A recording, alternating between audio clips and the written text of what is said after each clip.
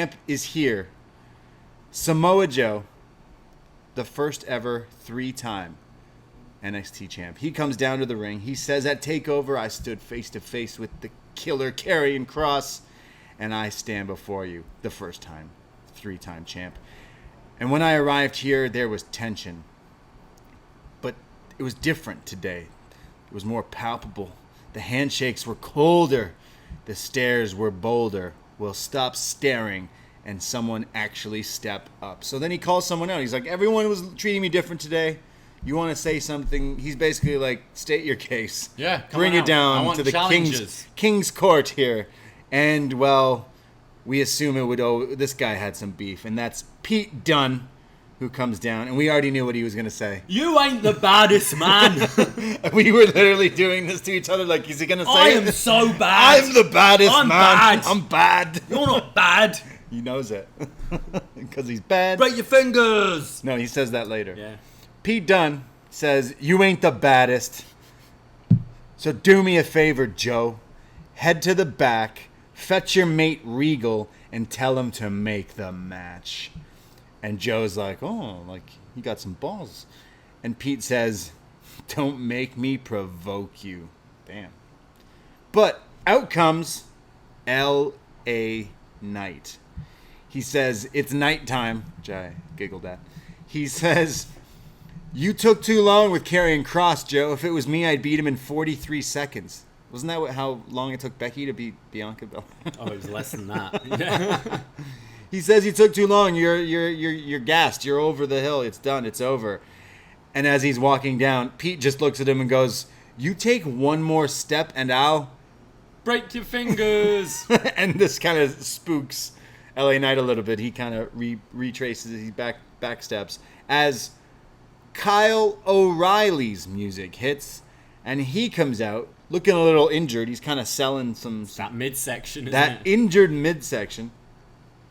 He calls Pete Dunne Peter Dune. He calls LA Knight La Knight and says, La Knight, you wouldn't win a title. Didn't he call Samoa Joe Joseph?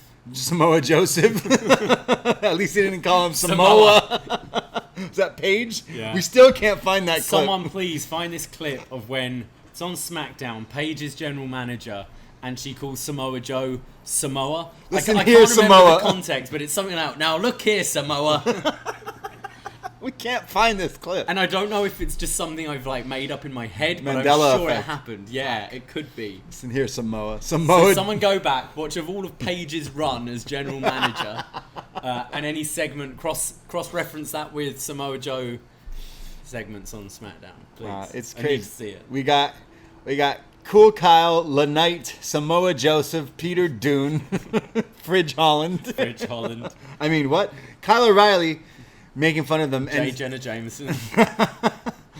He says, LA Knight, you wouldn't win a world title. You'd only win a Stone Cold vest wearing competition. Yeah. And yeah, because LA Knight's wearing this leather vest with LA Knight written all over it and his kind of like skull on the back. And Joe says, sick burn, Kyle. And Kyle says, thanks, Joe. Thank you. Thank you, Samoa Joseph. This made me laugh because it was so bad. Sick burn, bro. Yeah. Sick burn. This is burn. And Joe was saying it like, that was shit. But Kyle took it like, thanks. Yeah, I know, it was sick. It totally was. Very, very funny. I don't know if it was meant to be. I don't know if it was that. I don't know if Joe just improv there. Or he's like, sick burn. Yeah, the joke was really bad. Sick burn. I was like, oh, God. Yeah. And then Joe said that. I was like, okay. Yeah. Sick burn, bro. Wow, sick burn. It reminds me of This Is the End. Seth, no, who is it? Fuck, Jonah? Mm-hmm. He's like, oh, sick references, bro. Yo, everyone knows your references are out of control, bro. Yo, sick burn, bro. Oh, you got him, bro. Sick burn. So Kyle's about to continue making jokes, and someone does what we all wanted to do, and that's Ridge Holland attacks him to shut him up and sends him through, like headbutts him, again, like attacks the midsection, then headbutts him. I'm joking. I love Kyle O'Reilly, but it made sense here where Ridge just destroys him. It's almost like Pete constructed this idea we mentioned earlier where he's like, yo, Ridge, hold on. We got bigger fish to fry tonight. and this is why. So it causes chaos here as everyone's fighting everyone. There's Ridge Holland beating up Kyle O'Reilly. Ciampa runs in the ring and attacks Pete Dunne.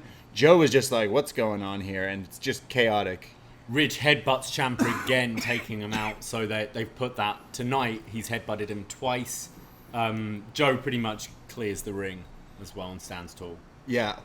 So Joe's standing tall, but he's clearly got a lot of challengers. I liked how this was just a kind of snapshot of this is our new main event crop. These are the people we're focusing on. And it does feel...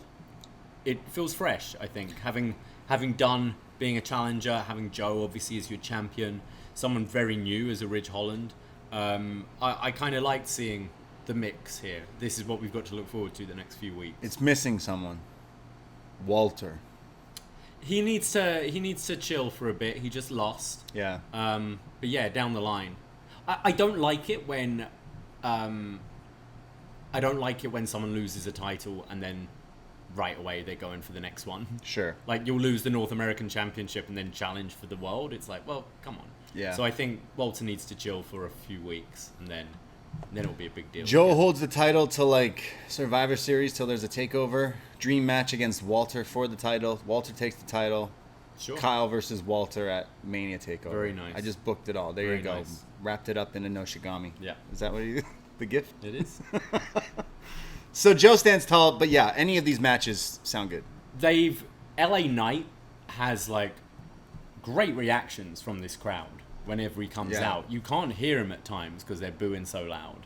And Good for him. I feel after the last match, I worry that they'll just make him a bit of a joke because that's how he kind of seemed tonight. He was he came out, we're talking about losing a match and then coming right back. He came out, acknowledged, I don't have the title, but I'm still the $1 million champion or whatever.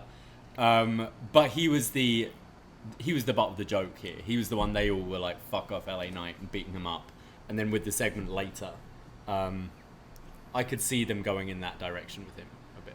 Yeah, definitely not in the title picture for me here. No. But you got Pete Dunne in the ring with Samoa Joe. You got Ciampa in the ring with Samoa Joe. Those are two big matches. Those are takeover worthy matches, I'd say. Pete Dunne, definitely. Pete Dunne could be the sleeper guy to honestly take the title from Joe. Yeah. Because he's had the UK title. I could totally see them doing that, but I would like just to have a bit of a run with Joe. Yeah. Just ticking off a few kind of dream matches. Do them on TV then. Let's go. But there's so many different ones. Ciampa Joe would be pretty vicious. I feel like Joe, obviously, he's a lot older. But he didn't look as like Joe, obviously, in his last match with Cross. But I also thought he looked still better than Cross, I think. Yeah, I kind of want to go back and rewatch because I've seen quite a few negative things about Joe there. And nothing really struck me. Sure, he's a little slower, but he's older and hasn't wrestled since February last year. I still thought he looked pretty good. Yeah. And I'd be interested against a more capable performer, like a Dunne, like a Gargano even, or something. Gargano, I'd be interested Joe. in seeing what they could do with him.